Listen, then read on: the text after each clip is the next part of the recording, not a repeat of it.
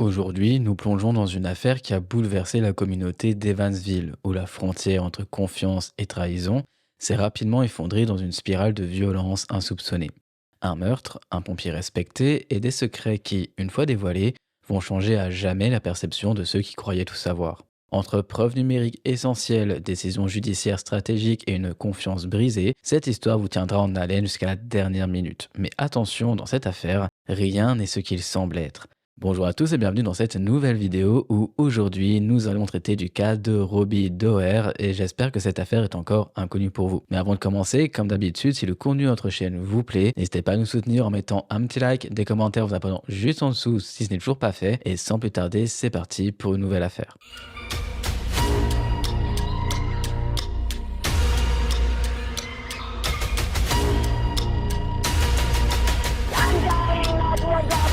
Irving Fire Department. Ma'am, are you still there?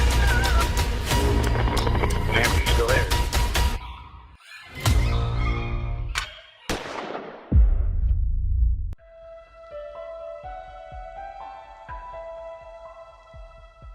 Durant une soirée glaciale de février 2019 à Evansville, dans l'Indiana, un homme, Robbie Doer, un pompier expérimenté, rentre chez lui après une longue journée de travail éprouvante. Depuis près de 30 ans, il s'élance dans des bâtiments en flammes, sauve des vies et gagne le respect de sa communauté. Mais cette nuit-là, il n'y a ni alerte incendie, ni intervention héroïque. Alors qu'il sort de son véhicule pour récupérer son équipement, des coups de feu éclatent dans le silence du quartier. Touché dans le dos, Robbie, âgé de 51 ans, s'effondre à quelques mètres seulement de sa porte d'entrée. À l'intérieur de la maison qu'il partage avec sa femme depuis moins de 5 mois, Becky Fox Doer compose frénétiquement le 911. Sa voix tremble d'angoisse lorsqu'elle annonce que son mari vient d'être abattu juste devant chez eux. Rapidement, les secours arrivent sur place et bien sûr, parmi eux, plusieurs sont les collègues et des amis proches de l'homme. Leurs voix, chargées de détresse, sont enregistrées par leur caméra corporelle lorsqu'ils découvrent l'horreur de la scène du crime. L'un des leurs a été froidement assassiné. Is this your husband? Yes. Yeah, his name is Robert Dorr. He's a firefighter. I'm up here at the intersection of Colorado and Oakley. Get the med kit! He's still got a pulse. Gosh. He's starting compressions now. Stay with me, stay with me. Heart's still pumping. What the I just realized who it is. Robbie! Robbie! Got anything? Connect electrode. Just flush him. Robbie! He's done, dude. Damn it! Oh, God, no. Damn it! Does he know him? I assume it's a small department, man. He's got a fireman shirt on. Let's get them up out of here. Hey, man, let's go back this way. Come on. Let's go back. I know, man. I don't want to be rude or disrespectful, but we got to get the fire out of here because that's one of theirs. Mais très vite, les enquêteurs comprennent que cette attaque n'a absolument rien d'un acte aléatoire.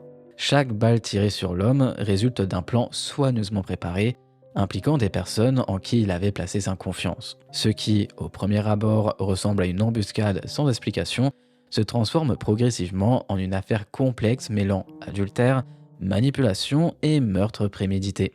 Très rapidement, l'enquête met au jour des appels supprimés, des relations cachées et une alliance mortelle entre une épouse récemment mariée et son amant. Au cœur de cette affaire, une conversation téléphonique de 5 minutes, effacée en urgence mais jamais totalement dissimulée, devient la pièce maîtresse qui permettra de rendre justice à un homme qui avait consacré sa vie aux autres. Cet homme, Robbie Doer, incarne l'image même du pompier dévoué. Avec un sens inébranlable du devoir, il suit les traces de son père et rejoint le service d'incendie d'Evansville en 1991, après avoir terminé sa formation à l'âge de 24 ans. Malgré les nombreuses opportunités de promotion au cours de ses 28 années de carrière, il choisit de toujours rester sur le terrain, préférant l'action aux tâches administratives. Ses collègues le décrivent comme un homme toujours prêt à répondre présent, peu importe le type d'intervention. Premier à se porter volontaire pour des heures supplémentaires, dernier à quitter les lieux lorsqu'un camarade a besoin d'aide, son métier était vraiment ce qu'il avait de plus précieux dans sa vie. C'était non seulement sa vocation, mais sa passion et ce qu'il avait de plus cher. Son altruisme lui vaut même des distinctions, notamment après avoir sauvé 12 personnes d'un immeuble en feu, et cette humilité, il la montre encore le soir de son assassinat. S'il travaille ce jour-là, c'est pour remplacer un collègue qui avait besoin de repos. En dehors de son métier, Robbie n'hésite pas non plus à multiplier les petits boulots. C'est d'ailleurs dans un fast-food qu'il a rencontré Elizabeth Becky Fox, que l'on appelle Becky environ 11 ans avant leur mariage. L'histoire de Becky est marquée par une enfance difficile. Placée en famille d'accueil jusqu'à ses 4 ans, elle finit par être adoptée par la famille Fox aux côtés d'une autre fillette, Amanda, qui devient alors sa confidente. Le couple Robbie et Becky se marie à Panama City, en Floride, seulement 145 jours avant le drame. Ensemble, ils forment une famille recomposée avec la fille de Robbie et les 2 fils de Becky. Leur entourage les croit heureux et épanouis. Ils sortent d'ailleurs fréquemment à 4 avec Amanda et son compagnon, Larry Richmond Sr., donnant l'image d'un couple sans histoire. Mais en réalité, leur mariage cache des tensions bien plus profondes. Dans la chambre conjugale, une lettre manuscrite retrouvée après la tragédie éclaire d'un jour nouveau les derniers jours de Robbie. Dans cette lettre, il exprime ses doutes, ses soupçons grandissants sur la fidélité de sa femme, Becky. Il écrit des phrases comme « Depuis qu'il est revenu dans ta vie », évoquant des messages suspects découverts sur le téléphone de sa femme. Ce document, négligé par Becky lorsqu'elle parle aux enquêteurs, deviendra pourtant une preuve clé, révélant une trahison bien plus sombre qu'un simple adultère. Ce que peu de gens savent, c'est que Larry Richmond Sr., le compagnon d'Amanda, traîne un passé criminel lourd. Condamné en 1996 pour le meurtre d'un homme lors d'une tentative de vol, il a écopé d'une peine de 45 ans. Pourtant, comme malheureusement beaucoup de crimes aux États-Unis et beaucoup de condamnations, il a bénéficié d'une libération anticipée après avoir purgé seulement la moitié de sa sentence. Lorsqu'il a retrouvé sa liberté, 11 mois seulement avant le drame, personne ne s'est douté que son retour jouerait un rôle clé dans une affaire qui allait secouer Evansville. Les liens tissés entre ces individus et les secrets qu'ils dissimulent se révèlent essentiels pour comprendre la tragédie qui se déroule cette nuit glaciale de février 2019.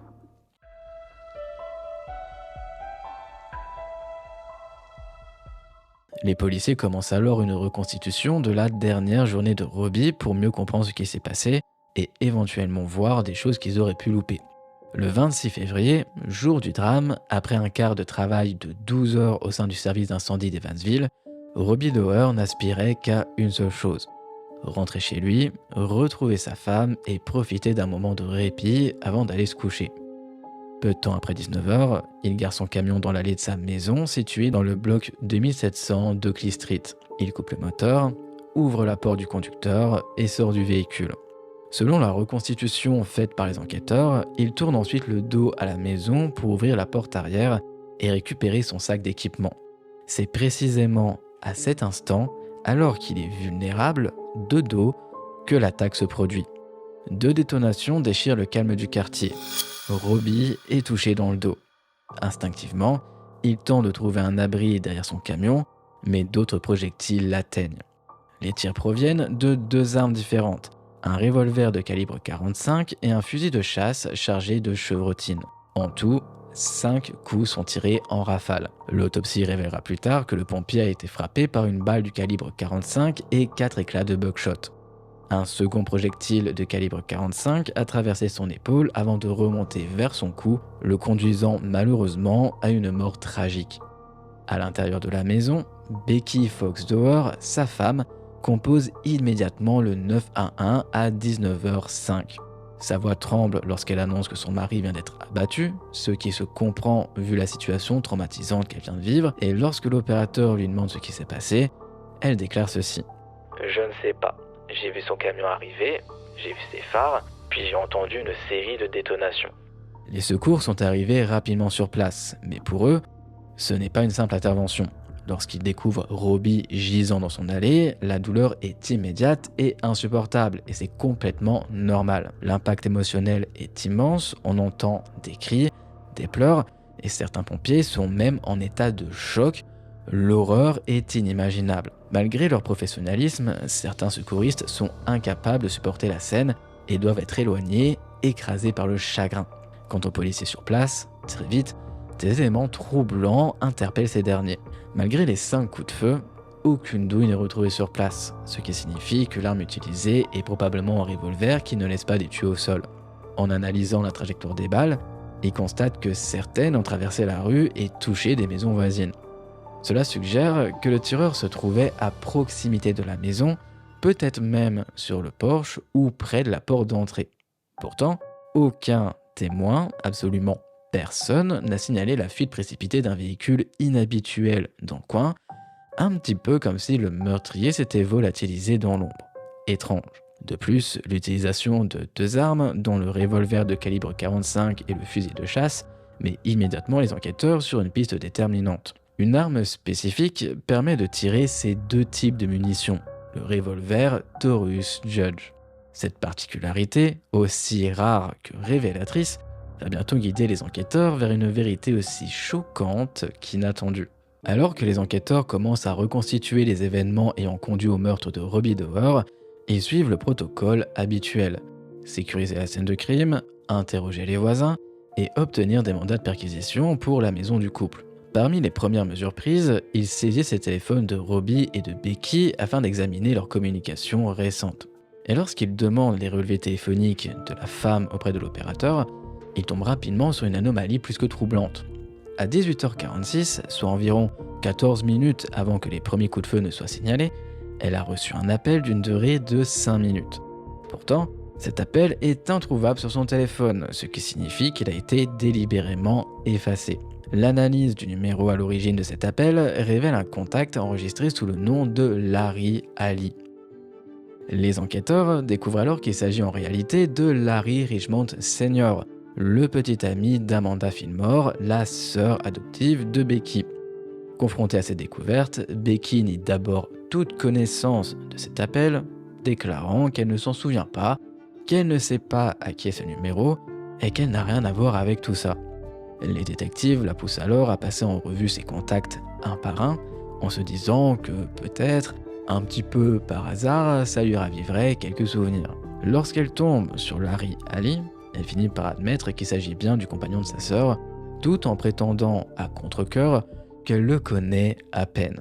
Mais au fil de l'interrogatoire, son récit commence à vaciller. Finalement, elle concède avoir bien parlé à Larry peu avant le meurtre, mais insiste sur le fait que leur échange concernait uniquement l'installation de projecteurs ou encore des projets pour le week-end. Lorsque les enquêteurs lui demandent pourquoi elle a supprimé cet appel et menti à ce sujet, elle fournit une justification qui ne fait qu'éveiller davantage le soupçon. Je ne voulais pas que vous pensiez que nous avions une liaison ou quelque chose comme ça. La perquisition du domicile des Dower a permis de mettre la main sur une pièce à conviction capitale. Une lettre manuscrite de Robbie à Becky, trouvée dans une commode de leur chambre. Dans ce message, Robbie exprime ses soupçons sur une possible infidélité de la part de sa femme. Il évoque le retour de quelqu'un dans sa vie et fait référence à des messages compromettants qu'il aurait vus sur son téléphone portable. Cette découverte s'aligne étrangement et parfaitement avec l'appel supprimé et semble indiquer un mobile solide pour avoir assassiné ce mari. De ce fait, l'enquête se tourne directement vers Larry Richmond Sr., qui plus est un criminel endurci qui, pour rappel, 11 mois plus tôt, sortait tout juste de prison après avoir purgé une peine pour le meurtre de James Montgomery, un homme de 70 ans tué lors d'un vol en 96. Lorsqu'il est interrogé, il refuse de répondre et invoque immédiatement son droit à un avocat, déclarant qu'avec son passé, ayant déjà fait de la prison et étant actuellement en probation, qu'il ne voulait absolument pas d'ennui et donc ne pas prendre le risque de déclarer quoi que ce soit sans la présence d'un avocat. Mais finalement, ce sera grâce à son fils, Larry Richmond Jr., que l'affaire a finalement pris un tournant décisif parce que contrairement à son père, Larry Jr. s'est montré beaucoup plus coopératif. Ce dernier révèle aux enquêteurs qu'il a travaillé dans un prêteur sur gage local et leur apprend qu'environ 6 mois avant le meurtre de Robbie, un revolver Taurus Judge, correspondant à l'arme du crime, y a été volé. Il avoue, en plus de ça, avoir lui-même dérobé l'arme et l'avoir donnée à son père, qui, en tant que criminel condamné, n'avait légalement pas le droit de posséder d'armes à feu. Selon lui, son père lui aurait dit que si ça devait mal tourner, il faudrait qu'il enterre l'arme. Cette révélation a immédiatement poussé les enquêteurs à perquisitionner la résidence où Larry Richmond Sr. vivait avec Amanda Fillmore, la sœur adoptive de Becky. S'ils n'ont pas retrouvé le revolver Taurus Judge, ils ont découvert néanmoins une cache d'armes dont les numéros de série ont tous été effacés. Cette trouvaille a conduit à des poursuites fédérales pour possession illégale d'armes à feu et Larry a été condamné immédiatement à 5 années de prison, permettant ainsi aux enquêteurs de prendre leur temps de solidifier leur dossier de meurtre contre lui, tranquillement, sans avoir forcément besoin de se presser et de prendre le risque de passer à côté de quelque chose. L'affaire a pris une toute nouvelle dimension lorsque Nathaniel, le fils de Becky, a contacté la police après avoir découvert un détail troublant. En triant les cartes de condoléances reçues après les funérailles de Robbie, il tombe sur un petit mot glissé dans une carte signée par Amanda et Larry Richmond Sr. Le message est bref mais lourd de sens. Nous devons parler, Larry. Avec le poids des preuves qui s'accumulent, Larry Jr. décide d'en dire davantage. Il affirme aux enquêteurs qu'il a personnellement vu Becky et son père s'embrasser à plusieurs reprises, confirmant ainsi une liaison que Becky avait pourtant niée en bloc lors de ses interrogatoires. Cette révélation va contredire directement les déclarations de la femme du mari assassiné et expose un motif évident pour le meurtre de ce dernier. La dernière avancée technologique dans cette affaire survient lorsque des analystes en criminalistique procèdent à une extraction complète du téléphone de Larry Sr. Parmi les 42 000 points de données de localisation récupérés, donc ce qui est quand même énorme, il découvre que la nuit du meurtre, son téléphone a émis plusieurs signaux à environ 60 mètres de la résidence de Robbie, juste avant la fusillade. De plus, Larry a utilisé une application de scanner de police quelques minutes avant le crime, a éteint son téléphone immédiatement après son appel avec Becky, puis l'a rallumé 9 minutes après le meurtre pour consulter à nouveau l'application. Des images de vidéosurveillance l'ont également filmé dans la zone après les tirs, et un informateur incarcéré a fini également par se manifester, affirmant que Larry lui avait avoué que Robbie avait découvert la liaison, ce qui avait rendu son élimination nécessaire selon lui. L'informateur a également fourni des détails sur le meurtre et des détails qui n'avaient jamais été rendus publics, renforçant ainsi la crédibilité de son témoignage, puisqu'on sait que parfois certains criminels vont témoigner alors que c'est complètement faux, la seule chose qu'ils espèrent c'est une réduction de leur peine. Mais cette fois-ci, il était impossible qu'il ait ces détails autrement que par Larry lui-même.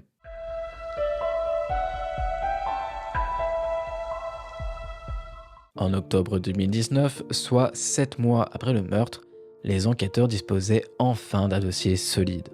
Dans un choix stratégique, ils ont abandonné les accusations initiales d'entrave à la justice contre Becky afin de ne pas compromettre l'enquête sur le meurtre. Ils ont également décidé d'attendre que Larry purge sa peine fédérale de 5 ans avant d'engager des poursuites pour homicide, et s'ils ont fait ça, c'était afin de s'assurer qu'ils ne puissent pas cumuler les peines et être sûr qu'ils passent le plus de temps possible derrière les barreaux. Le chemin vers la justice pour Robbie Doerr a donc été plus long que d'habitude, mais il a été méthodique. Ce n'est donc qu'en juillet 2022, plus de 3 ans après le meurtre, que les procureurs ont soumis leurs preuves à un grand jury. Pendant les audiences, Becky Fox Doerr a continué de nier en bloc avoir eu une liaison avec Larry Richmond Sr., malgré des preuves substantielles et des témoignages accablants. Cette tragédie s'est bien entendu retournée contre elle, conduisant à son arrestation pour parjure en août 2022. Alors qu'elle est incarcérée pour parjure, Becky apprend qu'elle est également inculpée de meurtre. Les accusations officielles incluent complicité de meurtre et complot en vue de commettre un meurtre. L'affidavit de cause probable détaille plusieurs éléments clés. La lettre de Robbie évoquant l'infidélité de Becky, le vol du revolver Taurus Judge par Larry Richmond Jr. et son transfert à son père, ainsi que les échanges téléphoniques suspects entre Becky et Larry Richmond Sr. quelques minutes seulement avant l'assassinat. Le procès de Becky débute finalement le 6 mai 2024, plus de 5 ans après le meurtre de Robbie. Elle plaide non coupable à toutes les accusations et lors de la déclaration d'ouverture, l'accusation adopte un ton direct et percutant. Elizabeth Fox Doerr pensait pouvoir supprimer un appel téléphonique et s'en tirer avec un meurtre. Mais ce qu'elle n'avait pas anticipé, c'était la ténacité du service de police d'Evansville. Tout au long des 6 jours d'audience, les procureurs dressent le portrait d'un complot mûrement réfléchi et d'une trahison implacable. Ils avancent que Becky était motivée par les bénéfices financiers qu'elle retirait de la pension de retraite de 30 ans de Robbie en tant que pompier d'Evansville. Ils suggèrent qu'elle comptait utiliser cet argent pour rémunérer Larry en échange du meurtre. L'accusation insiste sur l'appel téléphonique de 5 minutes juste avant le crime, affirmant qu'il a simplement servi à finaliser les derniers détails du plan d'assassinat. Selon la théorie du ministère public, Becky se trouvait dans la cuisine tandis que Larry s'était positionné dans l'allée près de la maison. Dès qu'elle aperçoit les phares du véhicule de Robbie alors qu'elle se gare, elle fait un signal à Larry. Ce dernier s'approche discrètement, tire plusieurs balles sur Robbie, puis disparaît dans l'obscurité. La défense contre-attaque en affirmant que, bien que les preuves incriminent clairement Larry en tant que tireur, elles ne démontrent pas formellement l'implication de Becky dans la planification du meurtre. Son avocat a alors déclaré ceci. Il n'existe aucune preuve que ma cliente ait discuté du meurtre avec qui que ce soit. Cela n'existe pas. C'est une supposition, une hypothèse hasardeuse et exagérée. En effet, les preuves contre Becky reposent en grande partie sur des éléments circonstanciels. L'arme du crime n'a jamais été retrouvée et aucun témoin n'a pu affirmer avoir entendu Becky et Larry discuter d'un quelconque plan visant à assassiner Robbie. L'accusation s'applique principalement sur cet appel téléphonique supprimé, ainsi que sur un point central. Comment Larry Richmond aurait-il pu connaître l'emploi du temps de Robbie et l'attendre pour lui tirer dessus à une distance aussi proche sans que Becky ne soit impliquée d'une manière ou d'une autre? Les procureurs ont résumé leur argumentation en une phrase percutante. Sans Becky, Larry ne tue pas Robbie. Il n'a aucune raison de le faire. Larry Richmond Sr. n'aurait jamais eu l'idée de s'en prendre à Robbie Doer sans l'influence de l'accusé. Et sur ces mots, il n'a absolument pas tort. Les deux hommes ne se connaissaient pas en dehors de leur relation avec cette femme et à aucun moment ils auraient eu de raison de se prendre la tête, d'avoir des querelles qui pousseraient au meurtre de Robbie Doer. Le jury délibère plusieurs heures avant de rendre son verdict le 14 mai 2024. Elizabeth Fox Doer est reconnue coupable de 2 chefs d'accusation. Lors de son audience de condamnation, Becky a maintenu son innocence et elle a déclaré ceci. Je sais que vous ne voulez pas tout savoir de mes nouvelles, et rien de ce que je dis ne peut changer quoi que ce soit. Je sais aussi que vous êtes dévasté, en colère, et que vous avez besoin de quelqu'un à blâmer. Je ressens absolument la même chose.